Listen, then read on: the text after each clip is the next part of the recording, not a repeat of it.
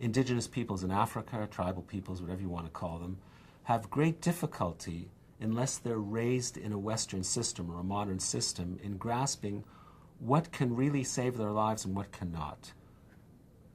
We know, for example, that one of the greatest challenges in AIDS education goes back to something a Peace Corps volunteer once said to me, saying, how can I do a health seminar for the women of the village if no one here believes in the germ theory of disease? Where am I supposed to start?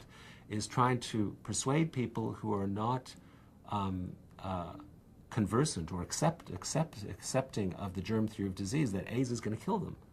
Why should having sex with a beautiful woman or a handsome man kill me? We've been doing this for gazillions of years, otherwise I wouldn't have got here.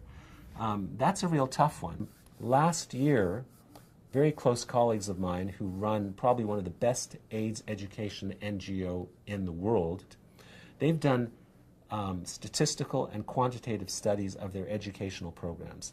And they say the ideal time to change attitudes with regards to sexuality in sub-Saharan Africa is between the age of 5 and 15. With every passing year after 15, it doesn't matter how much input you get, the output is going to be questionable. And they say that despite presenting this evidence to the European Union, no less, they still get disbursement obligations. The union has a certain amount of money for AIDS education. They hire them to do theater on HIV for young university students or workers in the mines from the age of 30 to 50. And they take it on because they're an NGO and they have to survive.